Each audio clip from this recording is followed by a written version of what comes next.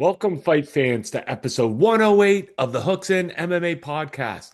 We're back, baby. We haven't filmed this year yet, but we've got the first episode of 2026 to share with you here for one of the biggest fight cards in UFC history. That's right. We've got Freedom 250, UFC coming live from Washington, D.C. on the South Lawn of the White House. Never thought I'd be saying those words come out of my mouth, but it's great to see this card finally come into fruition here.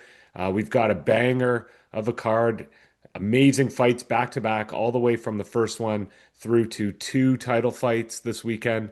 It's a bit odd. It's going to be on Sunday, June 14th here at 8 p.m. Eastern, but nonetheless, really excited to share our expert picks, all of the best bets to get ahead of that book so we could come out on top Sunday night and we can meet you at the cashier. So let's jump right into things. We're going to be going right into easy lines here and kind of jump through Tapology so that everyone can follow along, see the tail of the tape, and try to get those best bets, like I said. So, first up, we've got one of the more underrated fights on the card here with Diego Lopez squaring off against Steve Garcia. Let's jump into the tail of the tape. It's really cool as well. I'm not sure if you guys have been on Tapology recently. You're going to see a new little icon here called Strength to Schedule. That's something, if you've been a Hooks In follower for a while, you've seen us talk about time in, time out. How strong has been the past fights been for each respective fighter? It's on a scale of 100, and so the higher the number, the harder the strength to schedule. And that's something we always take into account when we look at the odds and we look at the fighter matchups. And so you could see here the clear advantage to Diego Lopez with a strength of 61 versus Steve Garcia only at a 26, which is relatively pretty low. Clearly, he's been on a bit of a heater here, getting 5 fights in a row victory, 4 of them being finishes. But like you're seeing here, not the greatest competition. Kyle Nelson, he's been on the show. He's not anywhere near his prime and is really on the decline. Probably not going to be in the UFC for much longer. And um, obviously, Qatar, he's fallen off a lot in the last few years. That was a decision win for Garcia. And then recently, he did get a really nice KO win over Onama, who is a rising prospect in the UFC. But you could see here, it's no match for Diego Lopez's past few fights. Like he fought Volk 2 times here over the last 3. He had that incredible KO over Gene Silva, if you remember that one, the spinning back elbow.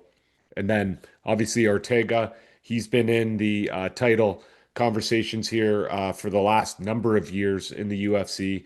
So really tough opponent who he got his hand raised over. And then Dan Ige, who is one of my more underrated fighters. He's fallen off a little recently as well, but that guy can certainly bang and stand in the pocket and trade. And obviously, Diego Lopez had an impressive victory over him. And so with that all said, the odds look pretty coin flippy here. Slight favorite to Lopez for this one.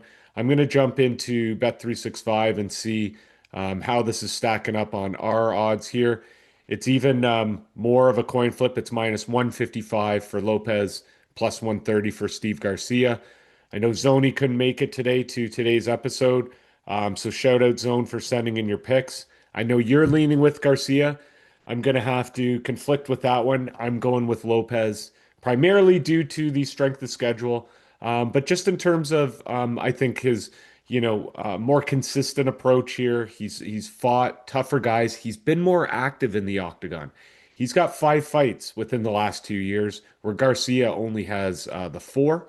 And I think those camps, especially the ones going up against Volk, are really going to come into play here, especially if this goes into the later rounds. Personally, I really like the over in this fight. I think that this one has a very strong chance of going to decision if you're looking to go on the prop betting. Um, the over under here is paying minus 130 over 1.5 round. I'm even thinking it goes all the way to a decision. And I really like the plus 350 value for Lopez to win via decision. That's going to be my official pick. Lopez getting his hand raised by points. I could see it being a very close 29-28 type of decision here, potentially even a split decision. Not sure if you can bet on that yet. We've talked about that in the past. I haven't seen any props like that, but I really do think he's going to get that decision win here. So that's officially the pick. If you are on 365, there is that 50% profit boost if you get a three-leg parlay with over plus 100 odds. I would suggest going something like Lopez over and potentially over on 25 strikes. Seems like that's almost a guarantee, and it pays minus 140. So that's pretty good value there for what I think should be a fight going all three rounds. And so let's hop into our next fight of the night, and that is Bo Nickel. Kyle Dawkins, interesting one here. Dawkins obviously left the UFC for a little while. He had two straight losses, and ever since that, he's undefeated. He's got 6 wins in a row. He's back in the UFC, obviously. He's gotten two nice victories, both finishes after his return from CFFC. And I actually think he's going to get the upset here. I know that Nickel is, one of those prospects, a crazy wrestler, 8-1. He's only got one blemish on his record. That finish that he had against De Ritter, where he took the L. But I've always thought he's a bit overrated and a bit one-dimensional. Obviously, one of the best wrestlers in the world. Great on the ground, but the stand-up game definitely has a lot of holes, and I think Dawkins is going to expose that. I think that he's got the height advantage here by a couple of inches. He's got that nice 6 win streak, and he's fought better guys.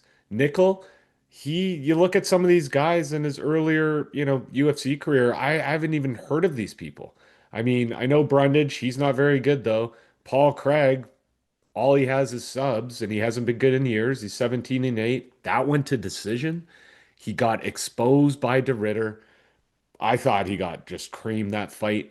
And then obviously coming back, getting a head kick win over Vieira is impressive, of course, but it's not that impressive. And so to be a minus 330 favorite, I think is, just a lot more hype than it is anything. And I think I like the plus 250 value, which I'm seeing on Bet 365 here.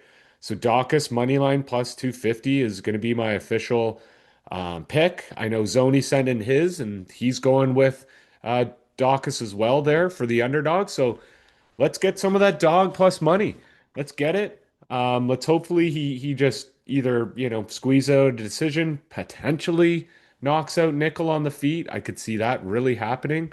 I'm not sure exactly what those props look like. I'm guessing it's going to be crazy value. Let's jump in there. Let's see. We got method of victory. Dawkins by KO is plus 1,300. That is wild. 14-1 odds for something that I think's closer to probably 10-1, 9-1. You're just getting really good value there. So, yes, value pick. Yes, a bit of a long shot, but I actually think it might happen, and that's who I'm going to be going with here. Kyle Dawkins. Let's get it done, kid. All right, let's go into the Huffy and Michael Chandler fight next. Bit of a weird matchup in the sense we've got someone who's 40 years old. He's taken 3 straight L's, and then we've got more of this, I wouldn't call him young prospect. He's still in his 20s, and relatively newer on the scene. He had a really impressive knockout over Fiziev last. Obviously, had to tap out versus Saint Denis, who's really, rising himself. But knocking out Bobby Green, that was an incredible heel kick, unbelievable finish. And then getting 2 wins before that, I really think he's going to get his hand raised here. Not much value at minus 650 like you're seeing, but Chandler he's too reckless. He's way past his prime. He was much better when he was in Bellator. Yes, much better strength of schedule. That's because he's been around for 20 years fighting. And I just think, especially in these lighter weight classes, the older you get, the bigger of the disadvantage. And we've seen him just get creamed by Paddy knocked him out. Charlie Olives probably should have finished him. Poirier tapped him out. Ferguson on his way out. That's been his only win recently. And then Gaethje just picked him apart. Chandler can't, move like he used to. His defense is terrible. He's just going to get pieced up, in my opinion. And I don't think he's any match here for Huffy. Huffy's got the big both reach advantage, height advantage. If Chandler does anything, I think he gets him to the ground, goes for that, takedown pretty early and tries to get him on the ground. But we all know Chandler's style. So aggressive, looking for that highlight reel knockout. So he's going to just run at him with his hands down, probably get caught by a counter, and I could see a first round finish happening here for Ruffy. So let's look at the odds here on Bet365. Obviously, on Tapology, it's a huge underdog for Chandler, and it's even more so on Bet365. He's plus 500 there. Ruffy's minus 700, so you really have to go into either a same game parlay or a prop bet in order to, make any sort of money here. If you're going into method of victory, yeah, even by KO is minus 245, which is nuts for, a lighter weight type fight. That just shows how everyone knows Chandler has no defense and is going to be crazy aggressive. I mean, if you really want to go on a flyer, you could go something like submission victory for Ruffy at plus 1100. That's really good value. He could get a club and sub here where he counters Chandler, kind of stuns him, and then just throws a choke on him on the ground. That could potentially happen. Um, so that might be just a nice outside shot. If you do take the minus 250 KO prop or minus 245, sorry, I think you just got to parlay that with something else as a standalone bet. You're not going to get really any good value there. So that's going what I'm going with. It's the biggest disparity on the entire card in terms of odds, and for good reason. Next, getting into, we've got Derek Lewis, Josh Hockett, same sort of matchup in the sense we've got a veteran, someone who's been around for a while, over 40, versus a younger 20-year-old. Josh Hockett, yes, he's a very weird and interesting guy. Um, the I would say the jury's still out on him in terms of his true ceiling in the UFC, but obviously he's undefeated. He's 9-0. He just came into the UFC less than a year ago. So came through Contender Series 9 months ago, you could see, and he's already got 4 wins in the octagon within a year, which is really impressive. Only fought, what's that, 7 weeks ago now? Got that decision against Blades. Whereas Lewis, he just goes for the gusto in the first round, goes for that highlight reel knockout. If he makes it past the first round, he just gasses out, and that's where guys can start piecing him up. And I think that's what happens here. I think that Hockett's going to essentially evade him for that first round, kind of pick him from the outside, and then as soon as Derek Lewis starts to slow down, second, third round, I think he's going to catch him. I think Hockett's going to knock him out in the later rounds. If I had to bet on, a prop bet, it would be like a third round knockout for Hockett. And so let's see what these things are paying here. So minus 450 as money line is not great for Hockett. So let's go into some of these round by rounds or method of victories. So by KO minus 115. So that's a implied 50% chance of happening. And then round betting. Third round, Josh Hockett by finish plus 900. I think that's a really good value. 10-1 odds for something that I think is probably, I don't know, maybe 6-1 more realistically. I think there's some good expected value edge that you can grab. So you could even go second round knockout. That's plus 325. Obviously, more likely to happen than the third because everyone knows Lewis does not have a gas tank and he just usually his first round or nothing. Um, but that would be kind of my official pick is a knockout for Hockett coming in the later rounds, round 2 or 3. So you could sprinkle on round 3 at a 10-1 value or plus 325 for round 2. Let's go. Let's lock it in. And let me double check what Zoni had on that. Yes, he also had Hockett. And sorry, Zoni, I had to go against you against the Chandler fight. Zona's Chandler. I'm not sure his exact reasoning there. Probably strength of schedule, which you could see is a 70 to 33. But I don't know. I just think he's kind of best days are behind him and not going to do well moving forward. Okay, so let's go into Sugar Sean O'Malley versus a hobby here. This is going to be a great fight. We've got the Canadian coming out of Montreal, Quebec. He's one of those guys who's trained with GSP all these years at TriStar. Really impressive younger fighter. Actually, sorry, no, not younger fighter, near the tail end of his career, but only 14 and 2.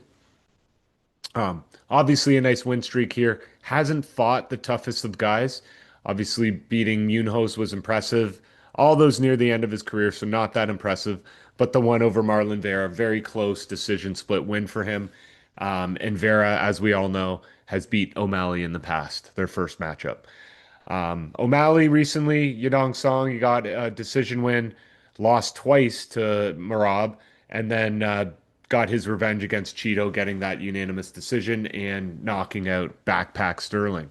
And so I'm leaning towards Sean O'Malley here. I think this one could be a decision win for O'Malley.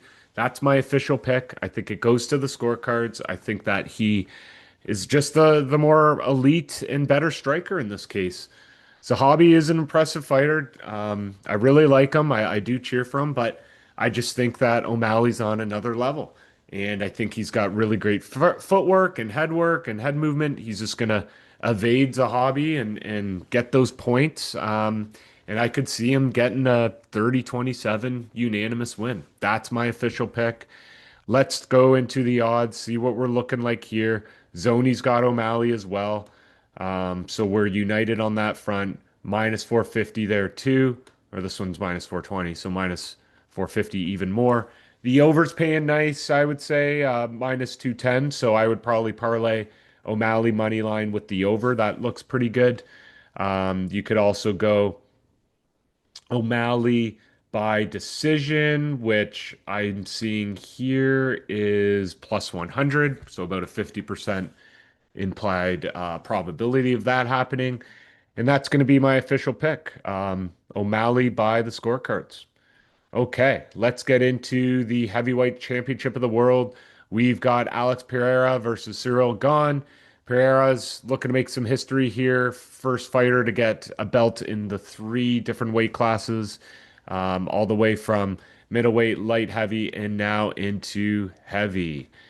So obviously crazy strength of schedule. He's been fighting all the killers in all of those aforementioned weight classes, and now he's stepping up to the heavyweight weight class to face Gane, who really hasn't done much recently. He poked the shit out of Tom Aspinall there last time out, but it's been a year and a half since he got his last win, which was a close one against Volkov. He looked a little sketchy later in that fight. He, yes, knocked out Spivak, but got dominated by Bones Jones there back over 3 years ago now. So only four fights in over 3 years. Whereas Piera, look at him. He's got five fights within 2 years. And so, like we talked earlier, those camps really help you. Obviously, Piera's gained a lot of weight for this one, stepping up a bit, but all of that strength training, all of the clinch work that Pierre has been working on. His ground game's gotten a lot better since coming into the UFC. Both of these guys are kickboxers by trade, and I just think Pierre is the more well-rounded fighter. I think those low kicks that he throws are really going to hurt Gane's lead leg. I think he's going to slow him down there, and I could see a late round finish for Pierre. I think that first round's going to be a little bit quieter, a little bit just trying to range and feel their distance and be a bit more conservative. But since it's a 5 round fight, I could see Piera just, jumping on a mistake that Gane has late in the third, fourth, maybe even fifth round and getting a knockout.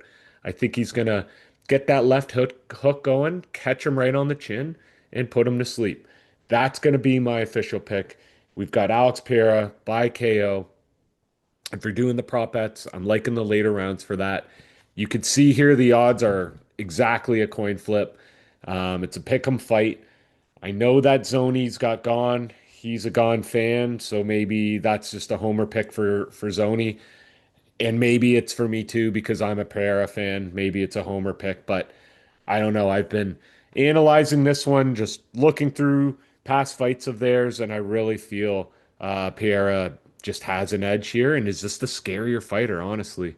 Um, so let's see. We've got Pereira by finish looking like plus 150 for the knockout, plus 2,500 by sub. Don't think he's going to sub him. I think he's going to left hook him, like I said, damage that lead leg. Uh, don't really see it going to decision, so not even going to talk through those. But if we go into the round betting, plus 950 for a third round finish by Para, plus 1250 for a fourth round, and plus 1800 for a fifth round. If I had to pick, I'm probably going to go fourth round. So that 12 plus 1250, so 13 and a half to one odds, pretty good value. But I think for me, I'm just going to be going towards that KO method of victory, plus 150 there for Piera. Maybe throw that in a parlay, get some nice multipliers on that. Regardless, whoever wins, going to be an amazing fight. Really excited for this one. Just will be cool to see Piera up in the heavyweights fighting, one of the best fighters in the world in Gone. Obviously, this one's a very close fight. It could go either way. I'm just got to lean towards my boy Alex here and hope he gets his arm raised. All right, now we're into the main event of the evening. Smash that button, share this with your friends, and meet us at the cashier. We've got Ilya Tapora versus Justin Gaethje, the lightweight championship of the world. This one's going to be a banger. These guys have been going at each other on social media, in the press conferences, just chirping, just, throwing shit at each other. So I just cannot wait. Obviously, Tapura is an assassin. This guy is undefeated, 17 and 0. Hasn't really looked like he was going to lose any of his past fights. And you could see here, strength of schedule, virtually identical, one index point off each other. Gaethje, you know, the only real blemish here over the last five was that Max Holloway fight, one of the most elite, best fighters in the world. So you can't really slight him on that. But what we all know is Gaethje's downfall is his defense. He does get hit, he gets damage. Yes, he has a chin, but that's not going to be sustainable with Tapura. Tapura is just too much of a precision striker. He's going to catch him on the chin, and I think he's going to finish Gaethje. I think they're going to be aggressive. They're at the White House. They know all the eyes on this. This is one of the biggest cards in UFC history. They're going to be going for a highlight reel knockout, and I just think that Tapira is the one that's going to get that. Obviously, plus or minus 675 is disgusting. You're not going to make much money there. Thankfully, Bet365 is only minus 600, so a bit better on that platform. But I don't think you can take that unless you go into a huge parlay with some other picks. So I'm going to be going more with a prop bet here. Tapura by KO minus 225. Maybe throw that in with an over of one of the fights we talked earlier. Perhaps throwing that in with O'Malley. I think that could be a nice kind of combination there. Potentially with Hockett. That's what I would lean towards.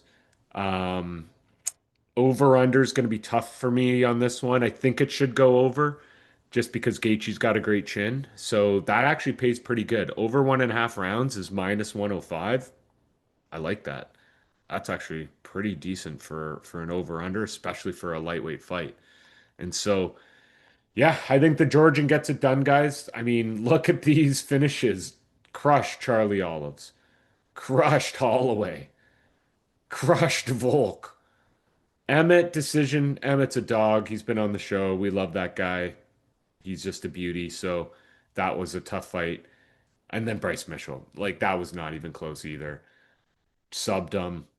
Mitchell obviously showed last weekend his jujitsu ground game's unreal. And you got to Tapura and he taps him out. Like, I don't know, man. I don't see anyone beating Tapura here. Let alone Justin Gaethje. Like he's an exciting guy. I like Gaethje. I actually like him. He's fun to watch. He's had some great fights throughout his career, but man alive, he's gonna get outclassed. It's gonna be like this Khabib fight where he just, you know, all the respect to him for going in the middle and banging, but I just don't see him. getting anywhere close as Ilya's level here.